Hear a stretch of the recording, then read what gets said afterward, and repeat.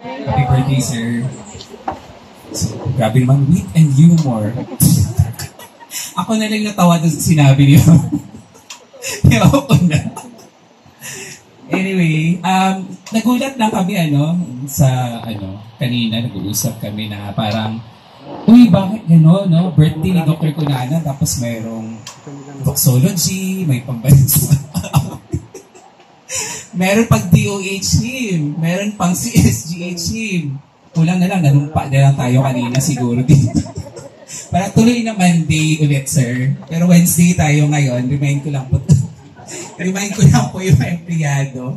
Hindi po tayo nagpa-flag ceremony ngayon. Pero siguro baka ganito talaga yung birthday celebration para kay Dr. Cunanan. Diba? Napansin niyo yung pagkakasunod-sunod ng program. Hindi po ako involved sa paggawa ng programa. Yung MCC office, may si Ma'am Ludi po yun at lahat, no? So, talagang, di ba, isip siya, ano kayang magandang gawin, no? Pag birthday celebration tayo kay Dr. Cunana, so siguro umpisahan natin sa prayer, ganyan, etc. At siguro bilang chief, no, ng Culion Sanitarium and General Hospital, no? For 38 years in service. Pwede pang isang palakpakan naman dyan. Alam niyo, nag-umpisa si Sir sa hospital. Ako ay 2 years old lang.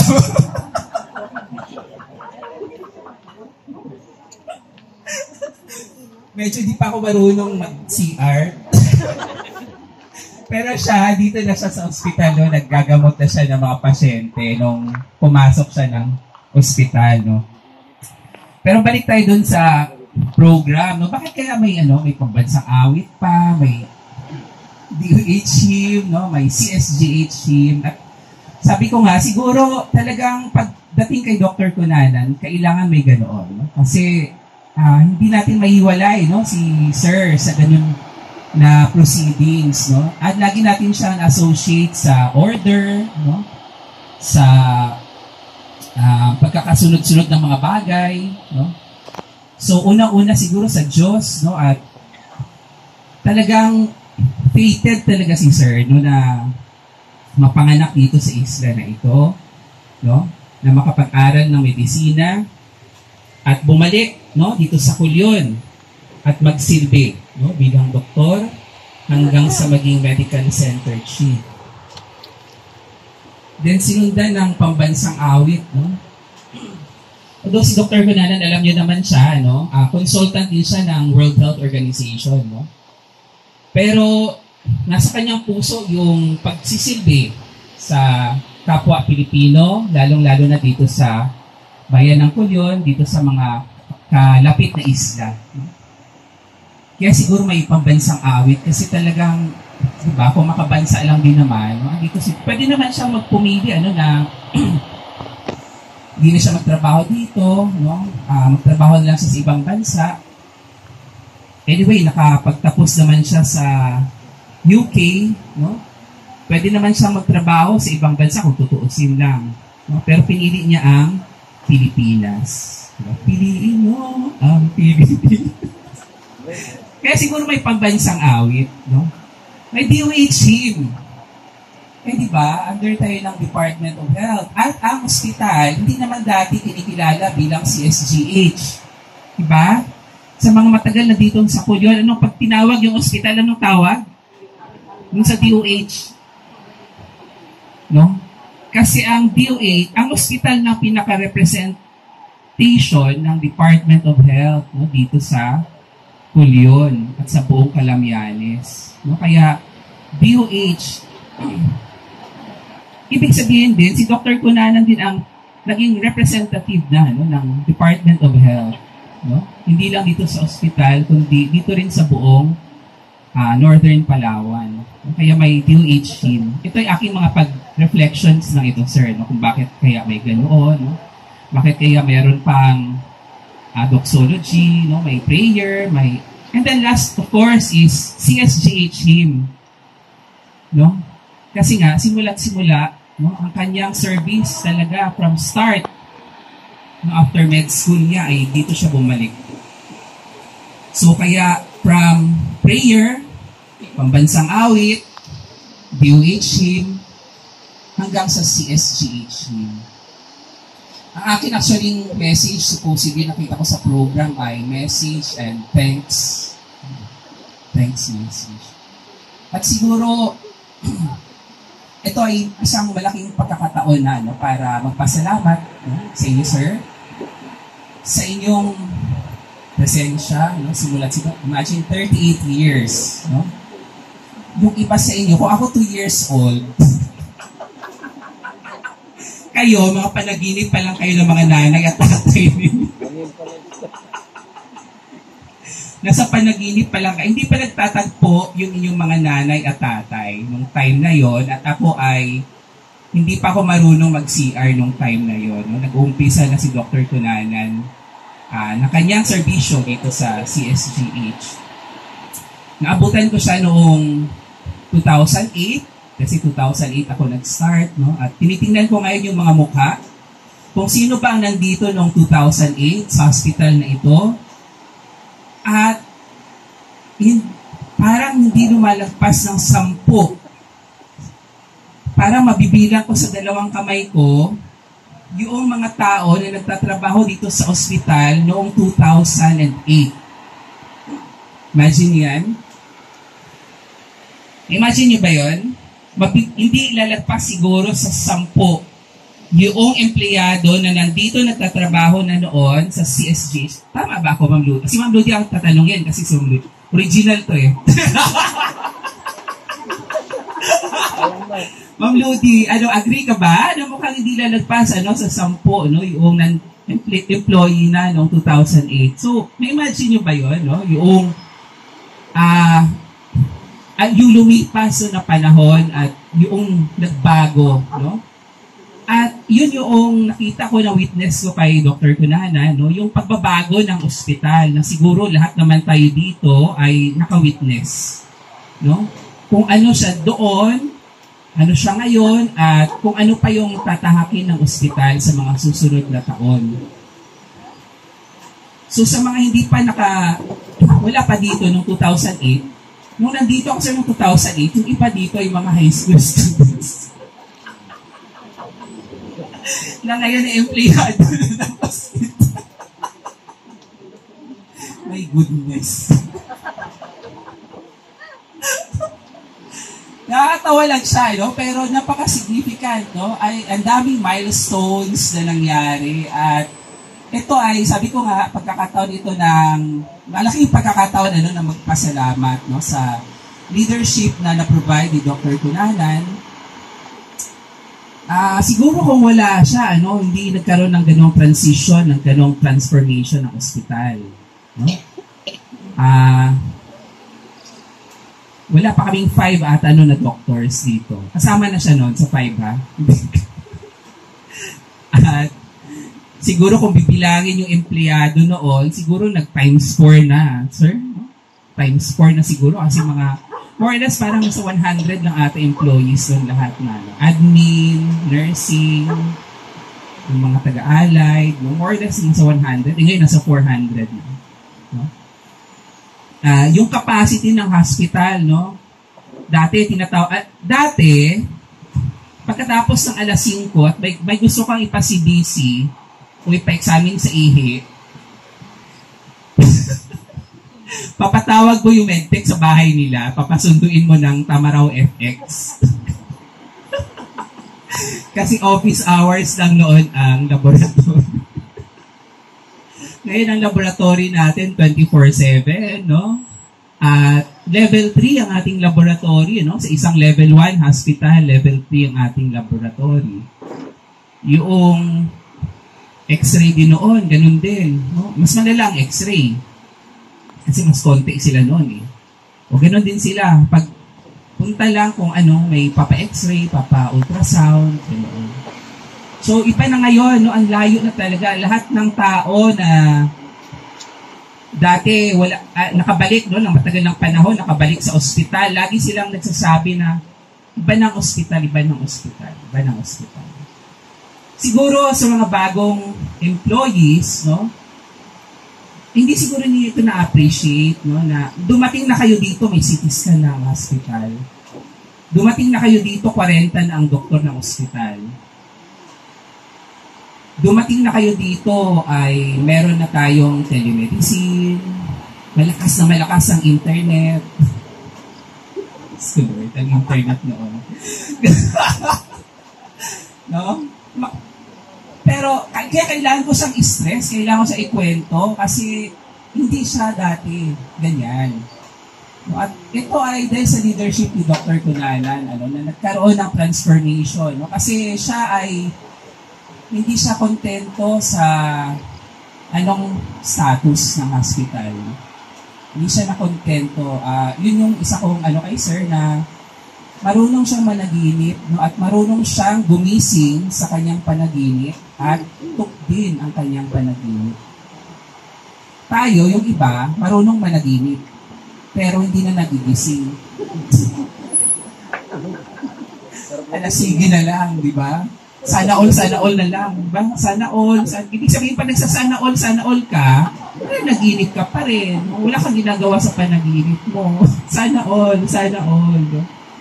Si Dr. Cunanan, hindi siya sana all, kundi sana all, and then, may gagawin. No? So, si Dr. Cunanan, hindi lang siya naging leader, no, sa pag-transform ng hospital from simple sanitarium, no?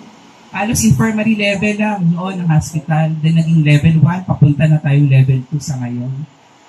Siya din ang leader noong time na mahirap, nagkakaroon ng hirap ang hospital. No? Andyan dumating yung dumating ditong presidente dati, no? Although si Dr. Paul pa noon yung chief, pero siya naman kasi ang point person. No? Sabi ng presidente na yun, ipasara na lang natin ang ospital na ito. Imagine nyo kung sarado ng ospital, wala kayo dito ngayon lahat, pati ako. Pero pinursu, na hindi magsara ang ospital. No? Kasi nga, siguro, dun sa presidente na bumisita dito, wala siyang ganong klaseng vision, no? Na ano bang tsura ng ospital pagkatapos ng ilang taon. Siguro nakita niya lang na, ay, naku, ang liit na naman pala ng ospital. Ito, layo-layo pa. Tapos ganito lang din na may mga pasyente dito. Pasara na lang natin. So, andun si Dr. Cunanan nung nagkaroon ng ganong klaseng challenge sa hospital. Andun din siya nung kailangang i-represent yung hospital sa Congress, no, para ito'y maging level 1. Nung nagkaroon ng Yolanda, di ba? Andun din siya. Yung mga challenges pagdating sa bureaucracy, no, sa bureaucracia, makipagtsikahan ka dun sa mga kung sino-sinong tao sa taas, no? Yun. Hindi yun madali. No? Ewan ko kay sir. Baka naging madali sa'yo, sir. May pagtsikan akong kanino-kanino doon, no? Dahil meron kang gustong mangyari sa ospital. No? Andun siya. Nung nag-Yolanda at nagkabagyo-bagyo, nasira-sira ang ospital, andun siya. Nung syempre, andun siya, di ba? Pero silently working, no? Pagdating sa mga political challenges. No? So, maraming hinarap ang hospital, no? Na si Dr. Cunanan ang namumuno. No? At siguro isa yun sa mga pinagpapasalamat ko, no, sir? Na katabi lagi niya ang ospital. No? Feeling ko, mas marami pa siyang spend na oras sa ospital kaysa sa kanyang pamilya. Hindi ko alam, pero feeling ko lang. Yung feeling ko ay medyo accurate naman yan.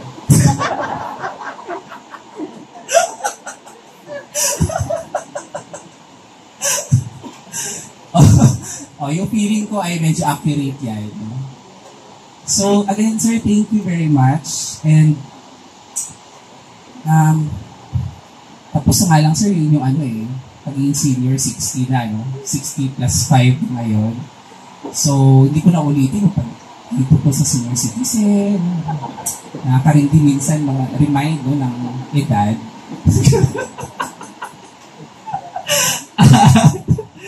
Siguro ang akin lang, narinig ko kaya siguro medyo, alam nyo, medyo rustic yung ating ngayon. Decoration, no? At may mga sasayaw-sayaw ng folk dance, no? Kasi gusto daw mag-concentrate ni Dr. Cunanan sa farming, no? Sa isa sa kanyang magiging hobbies. Pagdating ng panahon, no? Kaya siguro, baka nagtataka kayo, bakit may mga halaman, no? Yung puno ng niyog, dun sa program, kung nakita niyo yung program, ay hindi yun sa beach. Di ba? O, wag niyo kalimutan na, yung puno ng niyog dun sa program, ay hindi yun sa beach. Di naman mahilig si Dr. Cunanan mag-beach. Di ba? Pero mahilig siya dun sa farm, no? Dun sa makalupa si sir, hindi siya makatubig. So yung bakit may puno ng niyog sa program, niyog yun sa farm, hindi yun niyog sa beach, no? So sana sir mag-enjoy kayo after ng inyong 65, no? At of course extended, no? At siguro ito ay isang pagpapasalamat ulit, no? Ng pagkakaroon ng extension ni Dr. Cunanan, no? Kasi may mga projects pa siya na gusto pa niyang makita at lahat at gusto masuportahan, no? At ito ay nakita rin naman ng Department of Health, no?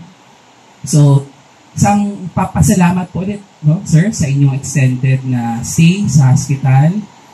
And siguro ay all the best, sir, after your talagang totoong retirement, kung meron ka mang ganyan. Kasi sabi ko nga, talagang family mo na talaga kasi yung hospital, no? So, hindi ko alam kung anong ibig sabihin sa inyo ng retirement, no? Kasi, di ba, kung ihiwalay mo yung sarili mo dun sa pinaka naging family mo talaga, hindi mo na, di ba? Pero, again, sir, marami pa namang bagay kasi sigurong gustong i-explore, no? Maliban din sa pagpa-farming. So, I wish you all the best. And again, thank you very much.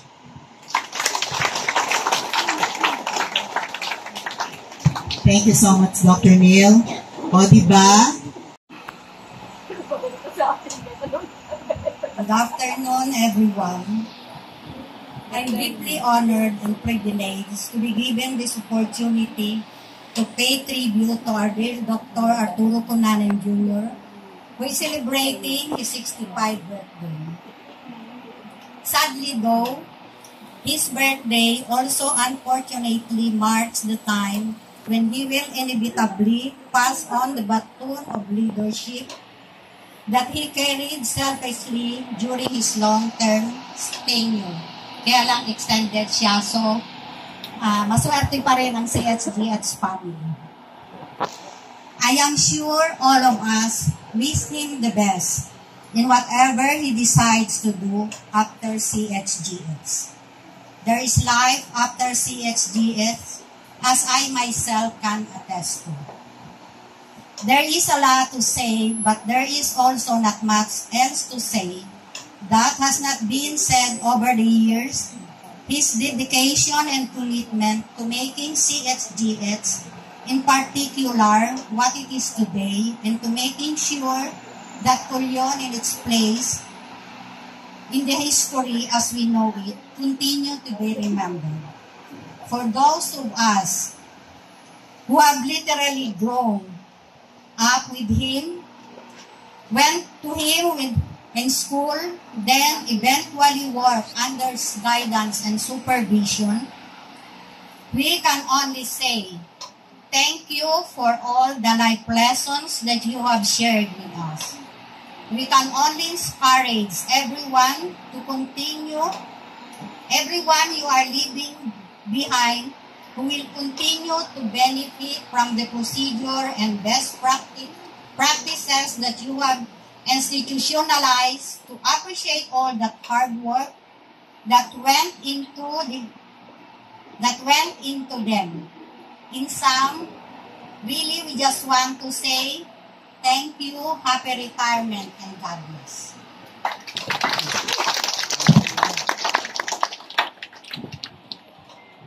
Thank you so much, Ma'am Meda.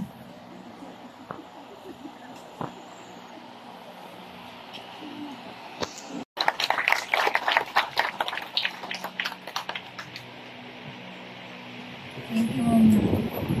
Actually, hindi ko alam kung ano sasabihin ko eh. Masaya ako sa 60 years of work sa Pilipinas. Doc, always praying for your good health and safety. Recalling, during my term in CSGH, in 2008, nag-start si Dr. Cunanan as Chief of Sanitarium Team. 9 years ako nagtrabaho under his leadership. He was a very good boss, my teacher, my leader, my brother, and my friend for 14 years. Kumbaga, until now, naman. Medyo, nung time na under Doc, alam naman natin siya kung so,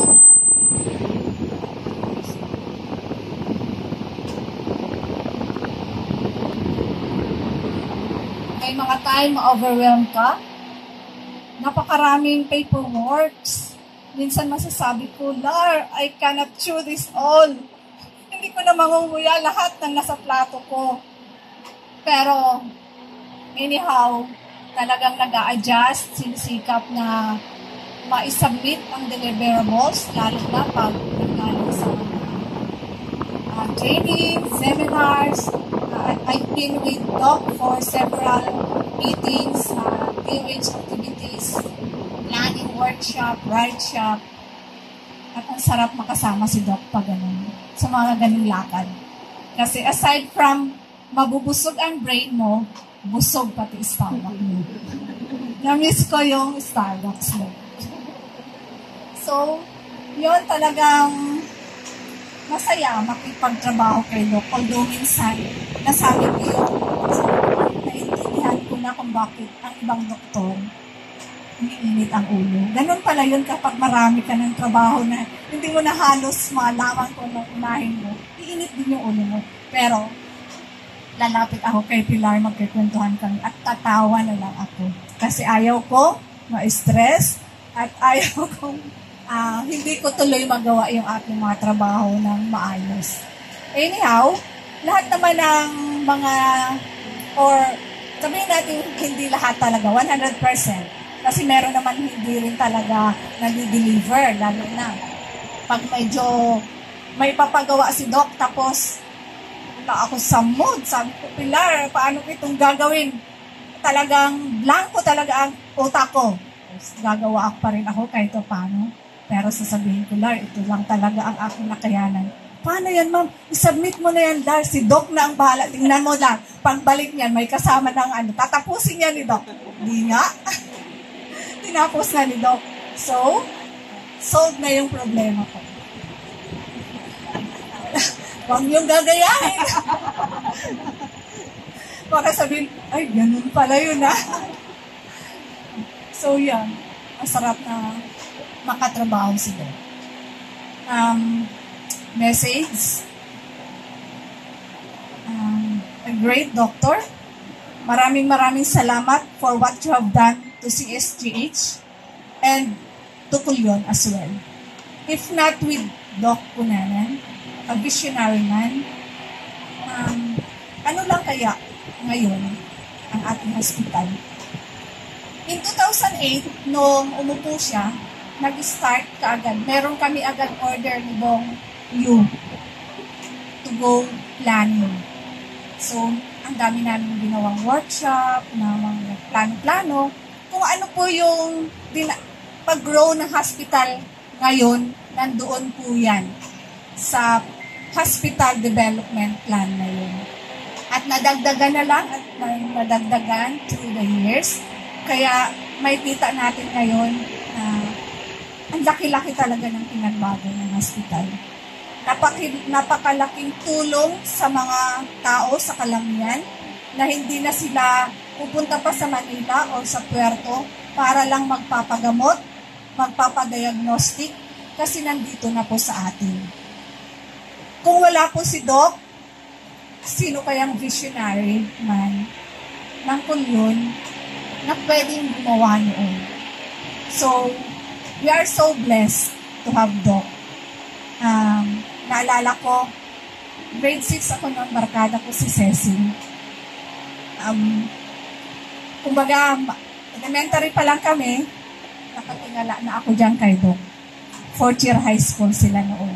Kasi alam naman natin, ni Inday, ano ba yung mga achievements ni Doc nung panahon pa lang na yun. So, until now. Doc, thank you very much sa lahat-lahat. Thank you sa mga turo niyo po sa akin. During the last part of my term in admin, medyo meron kaming mga clash ni Doc. Sorry po sa attitude ko. Minsan. But I love you, Doc. Thank you.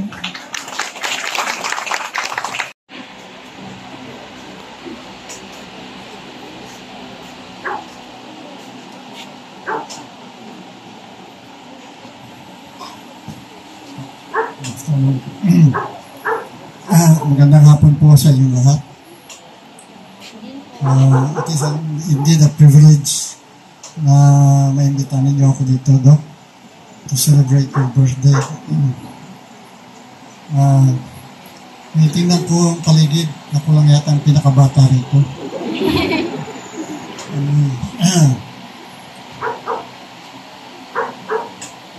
Lifting of one's vision.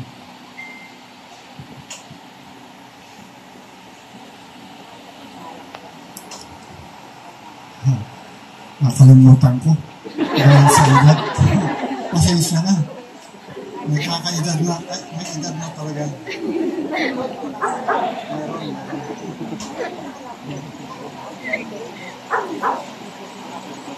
Kaya ako babanggitin ito kasi marami akong marinig na nagsalita kanina, lalo na kay Dr. Toro, na visionary si Doc.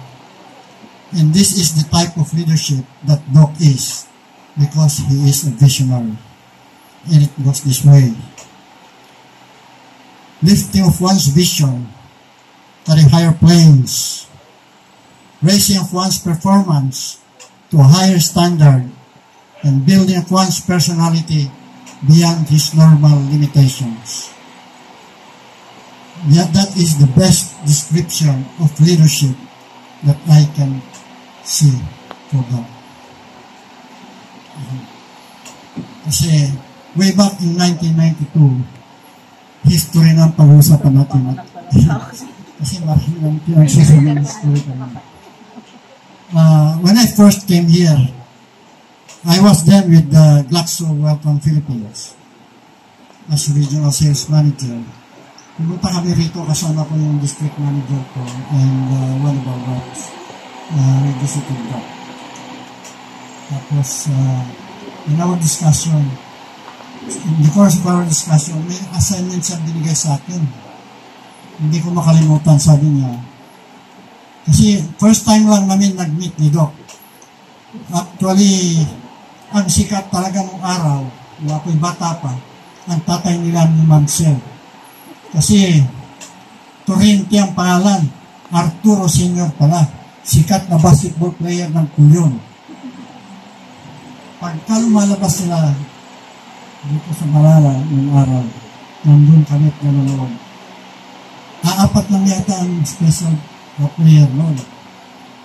Si Torrente, father ni Doc, si Tartaro, tapos si Ebot, Venosa, aywan ko kung may apo si Mang Ebot dito, at saka si kapatid niya, si Bon. Noong nag-meet kami ni Doc, na first time, Because alam niya yung tagapunan ako, then we have been discussing. In the course of our discussion, binigyan niya ako ng assignment. Sabi niya, Ed, gawa ka ng history ng taga-Balala. Kasi taga-Balala ka eh. So alam mo ang history dyan. Sabi ko, Dok, hindi ko magagawa kasi hindi ako marunong sumulat eh. Anyway, in the course of our discussion, sabi niya, sabi ko, Dok, mabuti bumalik ka sa Kulyon after your graduation. Sabi niya, I want to serve. Kulyon. Pero he was challenged by Mr. Pedrosa. Sabi ni Mr. Pedrosa, kasi nabanggit ni Doc sa akin, ang target niya is maging cosmetic surgeon. Pero pinausap siya ni Mr. Pedrosa na kung hindi ikaw, sino pa? Sino pa ang magmamalasakit para sa Kulyon? Wala na. And that posed a challenge sa feeling ko kay Doc. Kung bakit, ang tanong ninyo, bakit hanggang ngayon, nandito ka sa Doc? Napalaki niya ang hospital. Marami ka rin pinag-usapan. And then, 1995, bumalik ako ulit dito sa Kulyon. Nagdala ko ng team namin ng gastroenterologist at saka pulmonologist. Gastroenterologist with endoscopy para mag-endoscopy kami dito sa hospital. Kasama ko si Dr. Adraneda as gastroenterologist ng Reyes Memorial Hospital. Ang naging problema noon was paano, kasi meron pang mga doon na hindi pa masyadong sanay sa makahiwalay. Paano natin i-endoscope, ipapasok ng instrument, baka pasyente pa. So na-decide, sabi ni Dr. Adraneda kasi kawawa naman sila, nandito na tayo, gagawin natin yan. Unahin muna natin yung mga tagalabas, and then isunod natin sila sa loob. In short, natapos namin ang project. And dun sa course ng discussion namin ni Doc, ang nasabi niya sa akin noon, gagawin kong medical center ang CSGH, ang Kulyon Hospital. Skeptical ako noon. Paano gagawin ni Doc na medical center? Kasi ang requirement sa medical center, sa pagkakaalam ko, being a regional sales manager ng company, dapat mga consultants ang mga doctors dyan. Members ng POGS, members ng PCP, members ng College of Surgeons. Pero hindi ko sinabi kay Doc yun. Anyway, sa loob ko lang yun. Paano gagawin ni Doc yun? Later on, 2009, nabalik ako sa Kulyon already. I served as executive assistant sa municipal LGU. Siguro that was part of the direction that we go. Kasi noong 2007, yung president namin sa Junior Chambers International, JCI Senate Philippines, napag-agrihan na napag-desisyonan na magkakaroon ng Outstanding Filipino Physician as award. And it was good. Nandito ako noon dahil mapupurso ko yung nomination ko para kay Doc to become an outstanding physician because of what he has done for Kulyon in terms of the research on leprosy and lahat ng representations niya of going abroad. And niligawan namin si Doc na inonominate namin siya. Kasi kasama ko dito yung past presidents namin, 2, para convincing siya. Because he's so humble, ayaw niyang hindi siya pumayag kagad. Pumayag si Doc 3 weeks before the deadline. Hinasay ni Doc sa akin si Nati. Nandito ba si Ma'am Nati? To assist me. Mabuti na lang nandyan si Ma'am Nati. Dahil kailangan ko lahat ng papers ni Doc. Yung mga research papers niya at saka yung mga papers na ginagamit niya pagka nag-speaking engagement niya sa labas ng Pilipinas. And I made the nomination. Natapos ko yun. Kasi 3 weeks before the deadline, natapos ko lang on the date. Dapat 31st of August. Isasubmit niya. Hapon, nandito pa ang nomination papers. Mabuti na lang, meron pa lang sinuggest si Doc na gagawin. Ina-airlift namin. And somebody doon in Manila, pagdating sa airport, kukunin yung papers para dalhin sa headquarters ng Senate para umabot ng deadline. Nakaabot naman before 12 o'clock, August 31, 2009. And November 23, 2009, Doc Cunanan was awarded as the outstanding Filipino physician. Proud ako dahil Dr. Cunanan is from Culion and he made the research personally. Kanyang research yun for Culion. And December 11, 2009, he was awarded as the outstanding Filipino of the JCI Senate Philippines. So first time in the history of our organization na 2 ang award ng isang tao. The Outstanding Filipino Physician and the Outstanding Filipino. And that is Dr. Cunanan. During that time, nandito ako noon, pinag-uusapan namin ni Doc. Kasi ang mga plano niya, nagdi-discuss kami. Pati yung Busculin, yung Busuanga, Culion, Coron, and Dinapacan. Insurance, Doc. And kung ano ang gusto niyang mangyari dito. After that, wala na kaming communication. Bumalik na ako sa San Fernando. I want to meet Engineer De La Cruz Tabalente.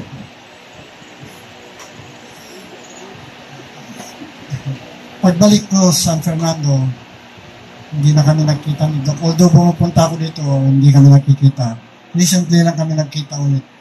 So about siguro mga 2 months ago, we had a dinner and a few bottles of beer. And na-discuss namin na nasabi niya. Kaya ko ginawa ito because sabi ko, Doc, yung pinag-uusapan natin 31 years ago, you made it happen now. How did you do it? Sabi ni Doc kasi, I want to stay to be relevant. I want to be relevant of time. Otherwise, mawawala ang magiging failure ako sa existence ko. And then sabi ko, Doc, you are very successful dahil 31 years ago, pinag-uusapan natin yan and now it becomes a reality. Sabi ko, during that time, I was skeptical na magagawa mo yan, pero you made it happen. And it is now here. Nandito na yan. Culion Sanitarium General Hospital is now a medical center. How did you do it? Well, it's because of, sabi niya, it's because of my belief that I have to be relevant. Pagkatapos namin ng gabi yun, there must be something beyond being relevant itself. Meron pa ang kulang. And I think, sabi ko, what was appropriate was relevant and you become consistent. Relevant and consistent. Consistent because consistent si Doc sa vision niya, sa higher purpose na gusto niyang mangyari para sa Culion. hindi niya tinigilan. Consistent siya doon. And consistent siya sa lahat ng pinlano niya to become relevant. And that is the motto of the award that was given to him. That service to humanity is the best work of life. Consistent siya in that motto. That is the sixth tenet of the JC Creed. If you will allow me to recite to you the JC Creed para makita natin kung ano yung sixth tenet of the JC Creed. It says like this: we believe that faith in God gives meaning and purpose to human life, that the brotherhood of man transcends the sovereignty of nations, that economic justice can best be won by free men through free enterprise, that government should be of laws rather than of men, and that earth's great treasure lies in human personality.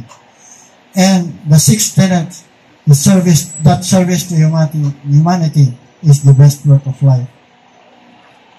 And that is what made Doc move on.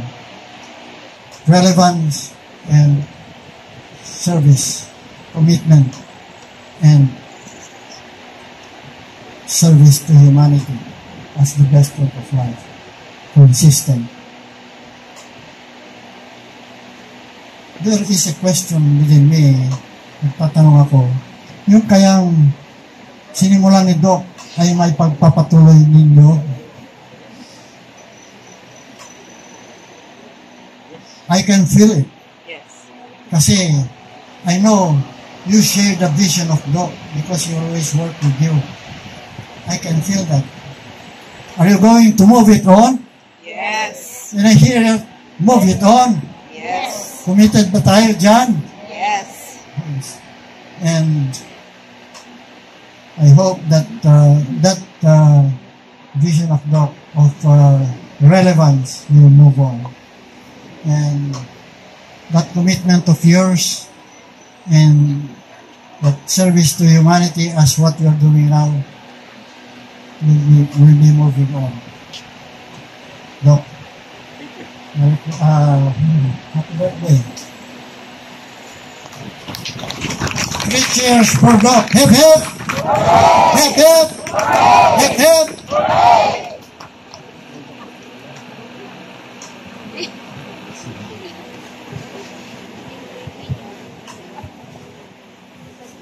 Thank you, Sir Ed.